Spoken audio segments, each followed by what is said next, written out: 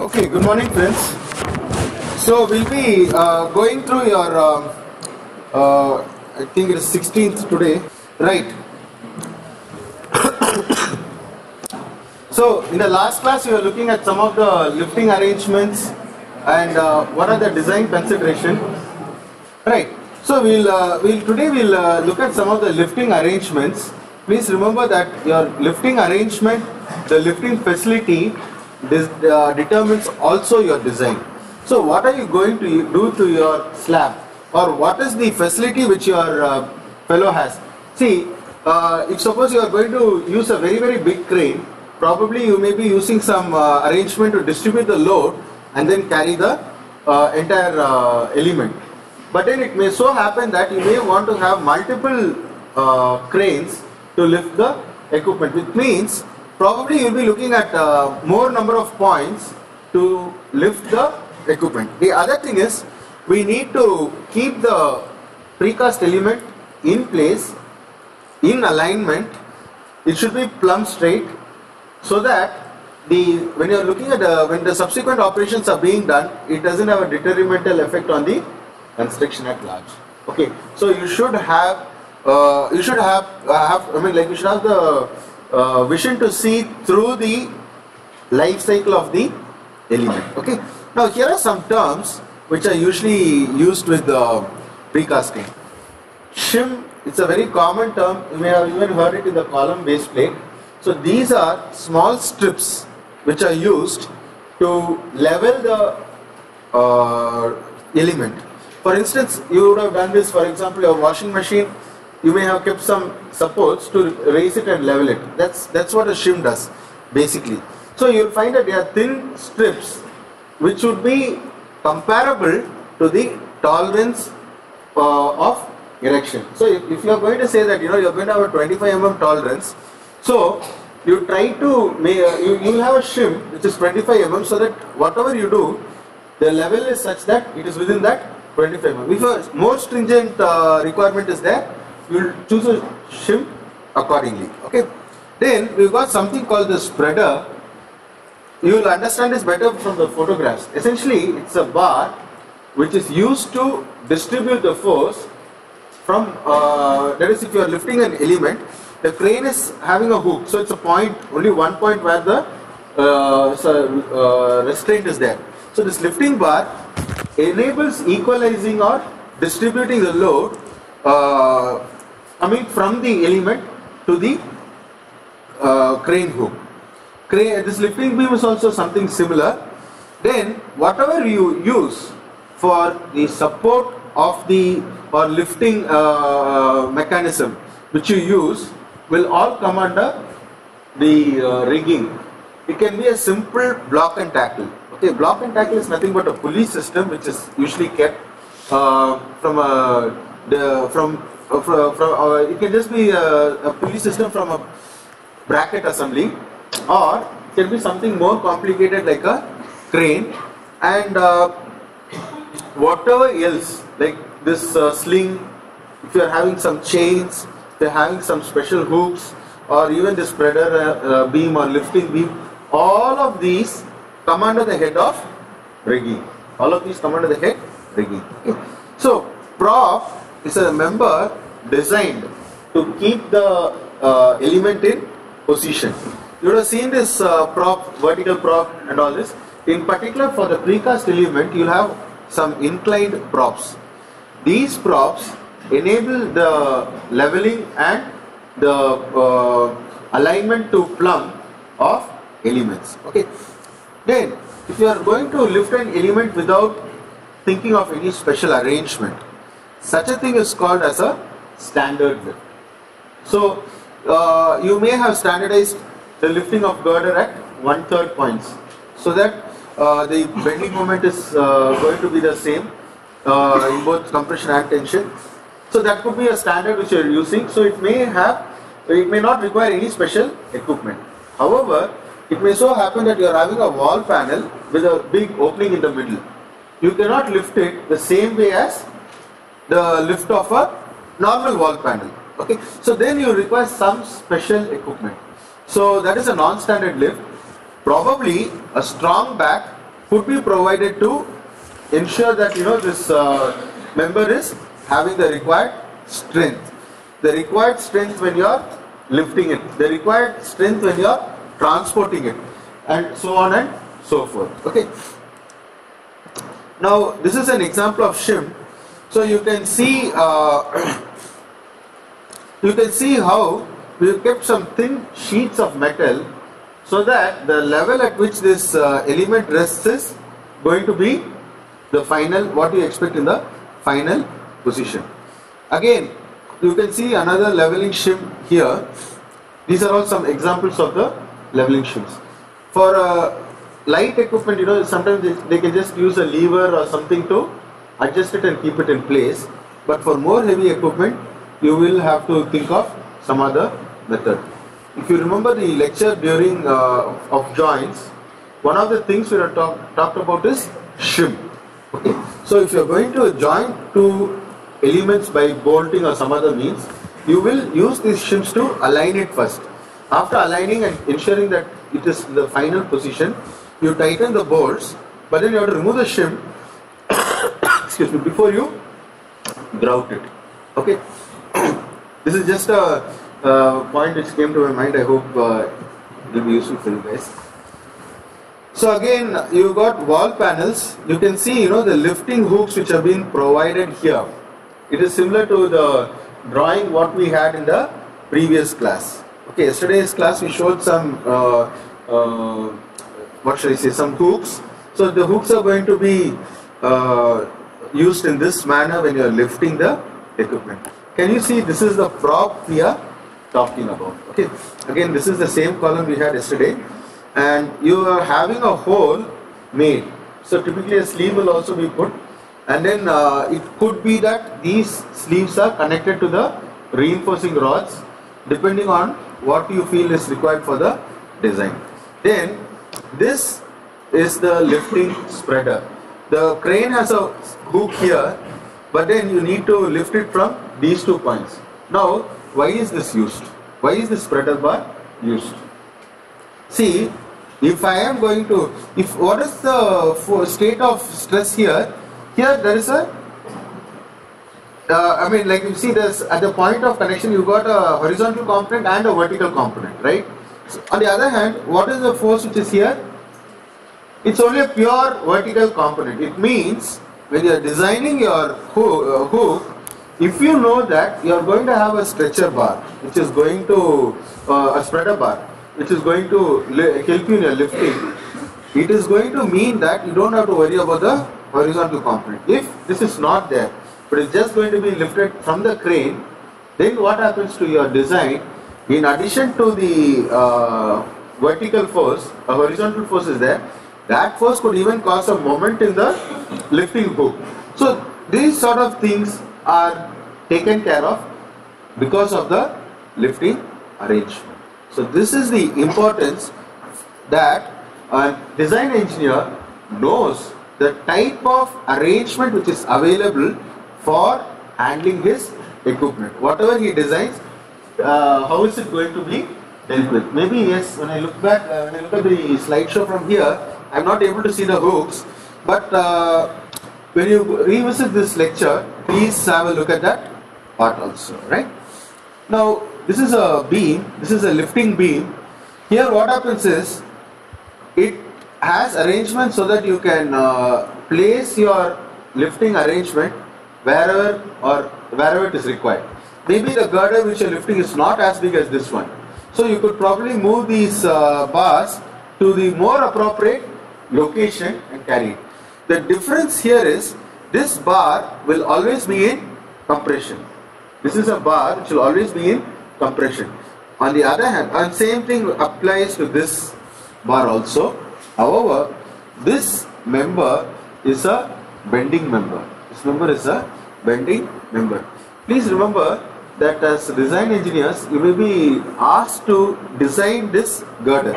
This is a plated girder. In fact, if you look at the Chennai Metro, which had the lifting arrangement, the EPC contractor had designed that girder, launching girder as we call it. Okay, so Next, I got this lifting sequence of the facade. Now, if you see, the facade is in the horizontal position. So, using some stretcher bars, you are pulling it to the vertical. Slowly, you are making it come to the vertical position till it is perfectly in the it's vertical. Now, if you look at it, the number of lifting points is what is to be observed. Now, this wall has been undergoing a series of stresses. When it was lying down flat, probably there was no stress on the element. Only the bearing stress would have been there. Slowly, you are starting to lift it up, making it take a lot of bending stresses in the process till it becomes purely compression. Okay, so this means that the panel which has been designed is to be ensured that it can take this variation of forces. Again, look at the number of openings which we have. This is a large opening. This and that is also something like which would have a very big impact on your lifting. Okay, so you have to be a little careful in the way you stack and store. Now I just have a short video on how or what the casting yard does, like what is the typical layout of a casting yard. Just a minute please, I need to get my mouse pointer. Yes, right. This is again another video which I downloaded from YouTube.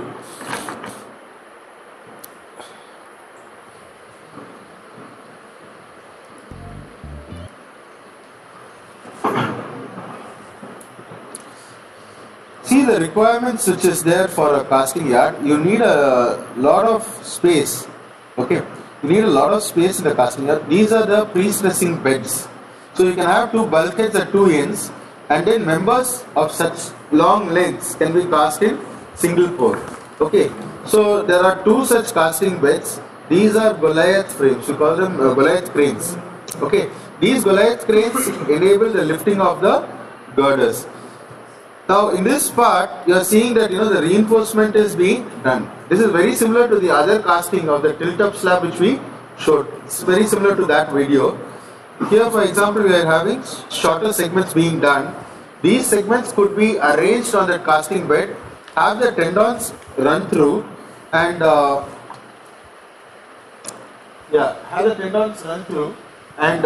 have them post tension.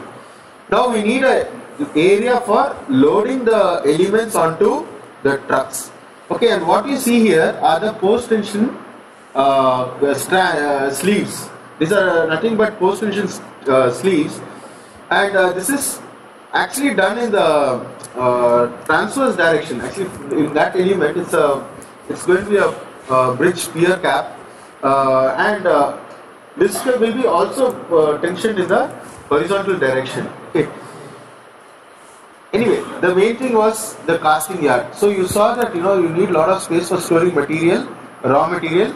You need space for assembling the reinforcement and other things. Then you need if it's a precast pre-stressed element, you need to have a pre-stressing bed. Sometimes you also look at a curing chamber, like a steam chamber. Typically, like if you just put a thick tarpaulin and have steam passed. You just need a boiler, like your hostel idli cooker if you have, that's a steam generator. So you can have the element steam cured for whatever duration you wish. Then you get you attain the early strength and you can easily transport it to wherever you require it to be placed. Okay. Then you need lifting arrangement and also arrangement to ensure that you are able to load the truck. So an oversized truck should be able to come into your yard. Now, suppose an oversized truck is not able to come into your yard because the approach road to your casting yard is not sufficient, or you don't have a space where you can turn around comfortably, then automatically the size of the elements which you manufacture gets affected. Okay. It also means that as a design engineer you need to have the vision to look into these aspects. Although like casting a 100-meter girder would be the very most economical solution, if suppose you are not able to do 100 meter, only 80 meter can be cast, what would be the alternate which you do will also be determining the profitability of your precasting company. So these are some very common rigging techniques. So edge lift, you just lift the slab and it comes to the vertical. So these are all where you transport the slab in the horizontal position itself. Okay, all the others are transporting the slab in the horizontal position itself. So please remember, suppose you are going to have a horizontal component also in the lifting hook, that is something which you have to factor into your design. Okay. Now we are going into some little bit more like a revision of whatever are the points which you see. So if you look at the insert, what is this insert? It is that hook, whatever you have, or some other arrangement which you provide to lift the precast element. Okay. So the choice depends on the inherent strength of the capacity of the insert. Second is of course the weight of the element. If suppose you are having a lot of cutouts like the wall panel which we showed, then you will have to realize that stress concentration is going to be there. You may not be able to use all the points, all the areas for providing a lifting arrangement. Okay. Now rigging arrangement, of course, that we have been speaking about quite a lot. I am coming now for this thing called multiple lifts. What is this multiple lift? Multiple lift means, if suppose you are having a manhole cover or something of that nature, something like a manhole cover, you will find that you are opening and closing it quite a few times. Okay, so it means that the lifting arrangement is going to be stressed more frequently. Okay, so if suppose you are going to use a insert for demolding purpose alone, it means that your concrete has not attained the full strength. So that is also a factor which you have to think or take into account. So how are you going to handle the element? We have been talking about so many ways by which you can handle the precast element. So what is the governing thing is something which you will be expected to understand. Then again, to erect the thing on site, what are the conditions? For example, in a few slides from now, we will be seeing about the requirements for props. Okay, so that is also going to come into the, if suppose the prop is going to be placed against an insert, what is going to be the effect? So that is something which you will have to think about.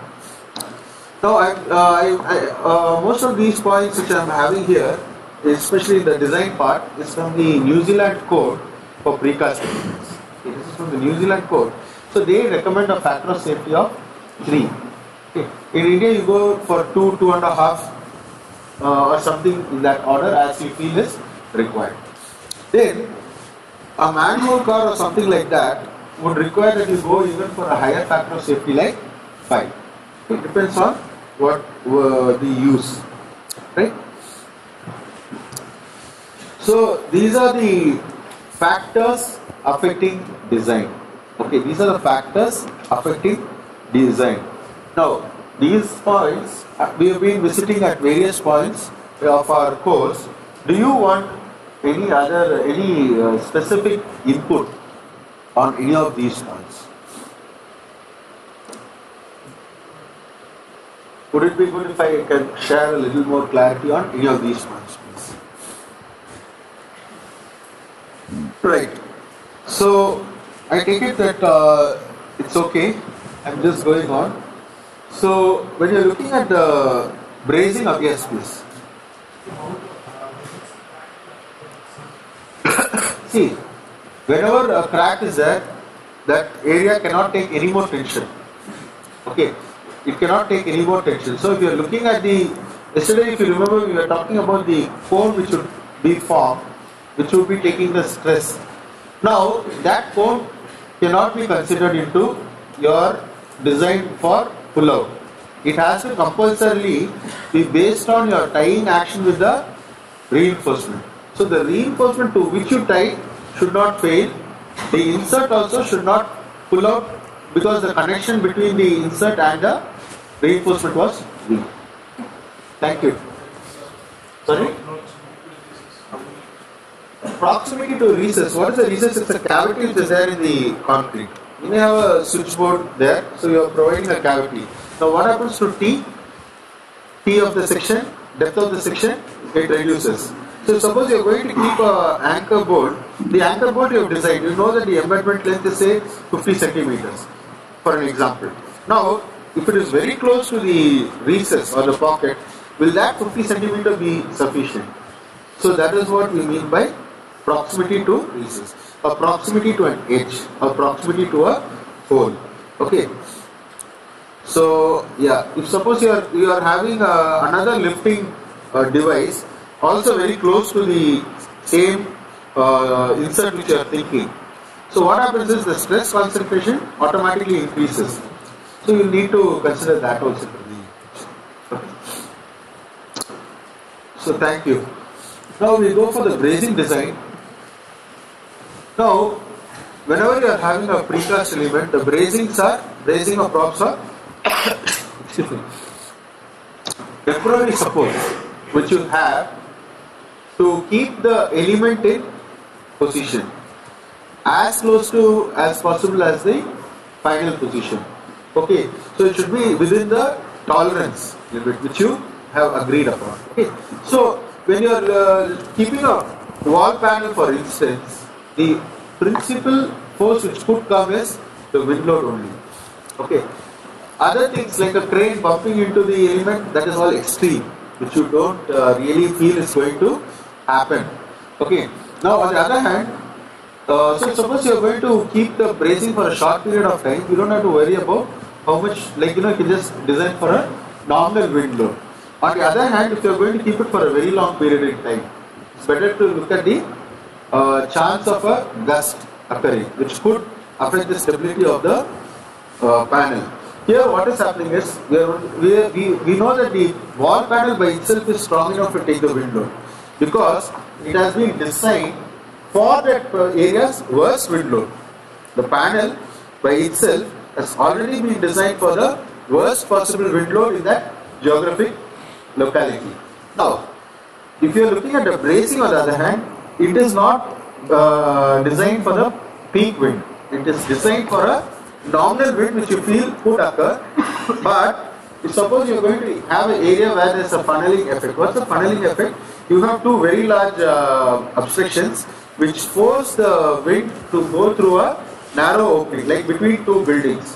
What happens to the velocity of the wind in that particular area locally? It is going to be much higher. It's going to be much higher, and so if it is going to be such a thing, you have to account for such an effect for the design of bracing. Okay, so now these are some of the recommended practices. So we should have at least a minimum of 2 bracings per panel. Understandable, if one fails, at least it's not going to just fall over.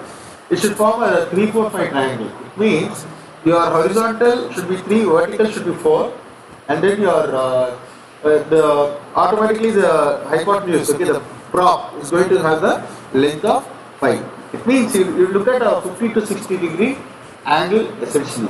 So I think you would have done it as a well-conditioned triangle. You will find that the force distribution is going to be better. It's not going to be so critical that you're going to have it fail. Now, ideally, this should be in the 2/3 position. Okay, but if you keep on making it lower, what happens is this is the wind pressure which is there. Okay, this could cause the panel to fail because it is being subjected to a point load. This point load it's not designed. It's not a regular load which it's going to take. This point load is a erection load only. During the erection time, only when the props are kept and the wind is blowing, it is going to start to increase. So if suppose this horizontal force increases to a very large magnitude, the panel could fail. This is called as the kick-out failure. This is called as the kick-out failure. So based on the diagram which you just saw, these 2 points should make more sense. So it should be around 60%, 67, that is 2/3 height, and then you will have a 3, 4, 5 triangle, 3, 4, 5 triangle comes like this. And you will be taking the wind load as a UDL on the entire section. Now this is the prop we are talking about. This is a proprietary prop. See what happens here, you can anchor it to the bottom, and then to adjust so that the entire panel is having a plumb, you can use these adjustment screws, adjustment systems to move out, or it's a telescopic arrangement basically. Okay. So here is a system which we have for the columns. There also this is required. Then here there is an ad for one of the proprietary systems. The name of the proprietary system, okay, whatever it is, you just have a look. But then these are the risks associated with the wall panels. So wall panel tilting and a man being under it, very bad idea. So again, the wind could cause it to collapse. So they are saying that if we use their proprietary system, it's going to be safe. Okay, so stuff like this are things which you probably just need to know. And yeah, so this is another precasting yard. I just thought I'll just show you this video for demonstrating the various lifting arrangements required. I hope I have not shown this before in class.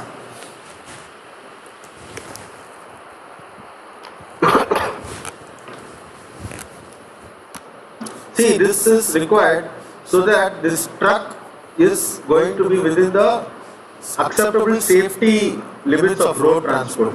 Anything that protrudes beyond that is bad. So here look, chains are being used to lift the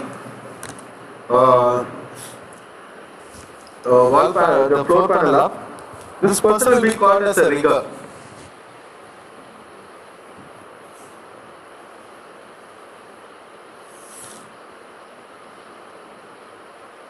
Look at the crane in the background.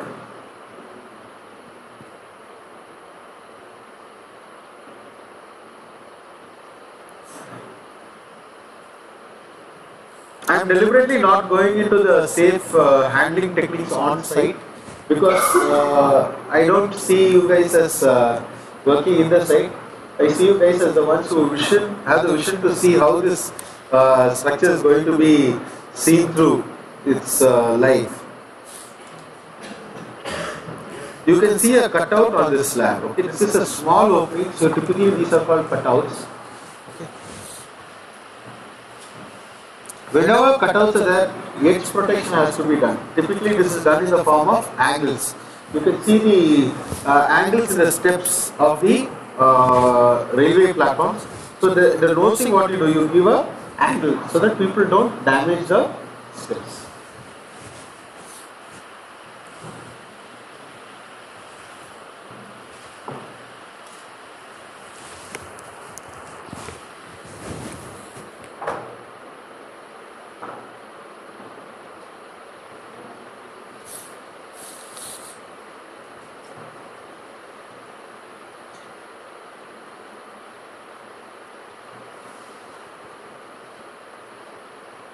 You can see the recess in the beam which has been provided so that you can place this to position. This is a steel beam. Right. So, little bit on the transportation part. So these are my references. So the code which I saw is the safe handling, transporting and erection code of precast concrete 2002 edition. The other three were also used in the previous class. So if you have any doubts, I invite you to ask them. This is a good opportunity to clear your doubts. This might be the last class before we write the Cat1 paper. So if you don't have doubts, I'll end the slideshow now.